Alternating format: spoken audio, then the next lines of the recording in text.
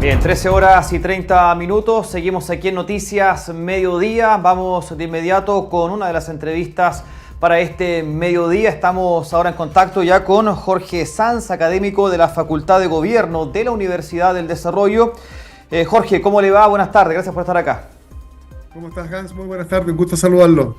Igualmente, Jorge, a ver, para empezar, este es un conflicto, es un problema de hace muchos años, pero viendo las imágenes, ¿usted cree que puede haber una solución pronta? Y no digo una solución a este conflicto, pero sí al menos a detener lo que está pasando desde hace ya aproximadamente un año respecto de la cantidad de muertes, personas heridas, gente que está, por ejemplo, sin alimentación. ¿Usted cree que puede haber una salida pronto a lo que está pasando ahora, no a este conflicto, repito, de hace años y años y años? La verdad es que el conflicto que tenemos en Gaza hoy día es de una gravedad enorme. Es muy difícil poder predecir qué es lo que va a suceder porque los objetivos que tenían los dos contendientes, tanto el Estado de Israel como Hamás, no se han cumplido. El Estado de Israel prometió al inicio del al comienzo del conflicto que iba a ir a rescatar los rehenes y que iba a reducir las capacidades militares de Hamás. Esa segunda parte, las capacidades militares de Hamás, sí efectivamente lo ha logrado, pero los rehenes están todavía en la franja de Gaza. Y lo que estamos viviendo hoy día es que, producto de la no liberación de los rehenes, tenemos una crisis humanitaria. Yo pienso que hoy día es la más grave que tiene el mundo y va creciendo. Entonces, lo primero que tenemos que asumir y aceptar y convenir que en Gaza hay una crisis humanitaria de marca mayor y que no se ven hoy día los instrumentos capaces de solucionar ese problema.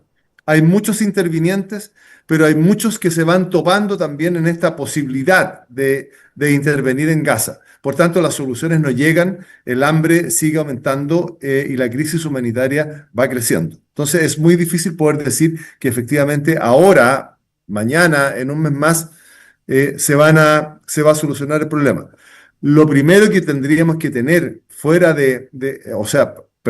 para iniciar una conversación es que la Autoridad Nacional Palestina convenza a Hamás de liberar a los rehenes. Pero ahí entramos en que los rehenes hoy día son el seguro que tiene Hamás para evitar su destrucción. Entonces, estamos en un círculo vicioso donde Israel no confía en Hamás y Hamás no confía en Israel. Entonces, esa solución que usted plantea, Hans, que con mucha humanidad y que es lo que muchos esperamos, es muy difícil que llegue por ahora. Jorge, este fin de semana solamente, lamentablemente, más de 100 personas fallecidas producto de estos ataques de Israel sobre ahí la franja de Gaza. ¿Usted cómo ha visto y cómo ve la reacción de los países en Europa, de los países a nivel mundial? Porque cuando comenzó la guerra entre Rusia y Ucrania hubo una gran reacción, una importante respuesta, y no solamente a nivel político de autoridades, sino que también, por ejemplo, no sé, a nivel deportivo también, en los Juegos Olímpicos respecto de los rusos. En fin, ¿usted cómo ha visto la reacción del resto de los países en este conflicto tras lo que ha pasado en los últimos meses? ¿Ha sido lenta? ¿Ha sido con fuerza? ¿O a lo mejor no han estado tan presentes? Lo que pasa es que la guerra tiene reglas, el derecho internacional también tiene reglas. En un comienzo, los, comillas, aliados naturales de Israel estaban con Israel, Estados Unidos, Europa y otros.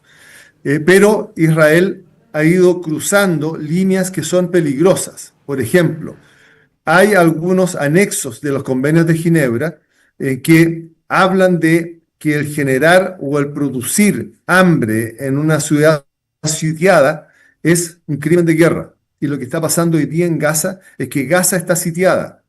Entonces, hay esas líneas que van cruzándose por parte de Israel para alcanzar su objetivo. Estamos en guerra y la guerra es lo peor que tiene el hombre, ¿no es cierto? Para alcanzar su objetivo, pero el mundo se ha instalado algunos límites. E Israel cruzó esos límites. Por tanto, los aliados que tenía, efectivamente, particularmente los de Europa, efectivamente han retrocedido un poco en sus apoyos políticos e Israel, la verdad es que está sostenido en la guerra por Estados Unidos, que le repone los arsenales con algunas condiciones. Pero el resto del mundo, lo que podemos observar es que se está más cercano a este desastre humanitario desde la perspectiva del humano, eh, y no necesariamente desde la perspectiva de la guerra y del conflicto, porque si entramos al conflicto, nos vamos a encontrar con muchos elementos que se van topando. El derecho a defenderse, la guerra justa, el hambre que se produce, el sitiar a una ciudad. Hay muchos elementos que van a chocar. Por lo tanto, podemos justificar cada una de las cosas que están sucediendo, si es que ese fuera el término más correcto, ante un desastre humanitario como el que tenemos. Pero hay elementos desde la teoría del conflicto que permiten pensar que por lado y lado lo que se está haciendo está dentro de esos límites. Sin embargo, tiendo a pensar que Israel cruzó una línea que no debía cruzar y hoy día está haciendo pasar hambre a una comunidad, y eso es un crimen de guerra. Yo lo decía también, yo también lo planteaba dentro de esta conversación, esta crisis humanitaria que existe en este lugar. Bueno, un barco también, el Madlin, fue interceptado, que se disponía también a llevar ayuda. Y también Israel, bueno, afirmó que sus tripulantes van a ser deportados a su país de origen. Esta medida también es una medida que uno dice, están pasando cosas muy complejas acá respecto de decisiones que se toman, ¿eh? Sí, convengamos, Hans, que lo que estaba haciendo ese barco que pertenece a la Flotilla de la Libertad, lo que estaba haciendo es ir a enfrentarse a un sitio. Quería entrar a un espacio de guerra. El mar está ocupado por Israel. Quería romper la soberanía de Israel. Por lo tanto, sabía a lo que iba y sabía que no iba a llegar. 14 personas arriba de un yate con 100 botellas de agua, la verdad es que no iban a cambiar ni el curso de la guerra, ni iban a solucionar el problema del hambre que hay en Gaza. Era un símbolo político y la verdad es que tampoco iba a aportar mucho. Entonces, cuando yo le decía al comienzo, hay muchas organizaciones que tratan de intervenir y lo que hacen es entorpecer lo que está sucediendo. Tengo la sensación de que lo que iba a hacer este yate es entorpecer lo que estaba pasando. No iban a llegar, sabían que no iban a llegar a Israel, sabían que lo que llevaban arriba del yate no tenía ningún aporte, pero sí, tal como lo dijo Israel, dijo, esto no es para venir a sacarse una selfie e irse de vuelta. Entonces, los detuvieron porque estaban, a pesar de que dicen que fue en aguas internacionales, los detuvieron y los van a deportar, porque estaban entrando en escenario de guerra. Y si yo entro voluntariamente en un escenario de guerra, me hago parte de la guerra. Es muy peligroso lo que hacen algunos activistas o algunos voluntarios cuando van a estos espacios. Si no conocen las normas de la guerra, se pueden meter en problemas mayores, como le pasó a este yate. Exactamente. Jorge, el presidente Boric, bueno, decidió retirar ahí agregados militares de Chile en Tel Aviv. También algunas medidas decidió tomar a nivel diplomático y comerciales en contra del gobierno de Israel. ¿Es una medida adecuada? A ver, las relaciones internacionales las lleva el presidente de la República, él toma las medidas que estime convenientes. Desde mi perspectiva, el gran gesto lo hizo cuando retiró al embajador. Que haya retirado a los agregados militares no tiene ninguna trascendencia, y lo que plantea, no vamos a comprar nada que provenga de los territorios ilegalmente ocupados. La Cisjordania no produce nada, por lo tanto, malamente podemos comprar en la Cisjordania.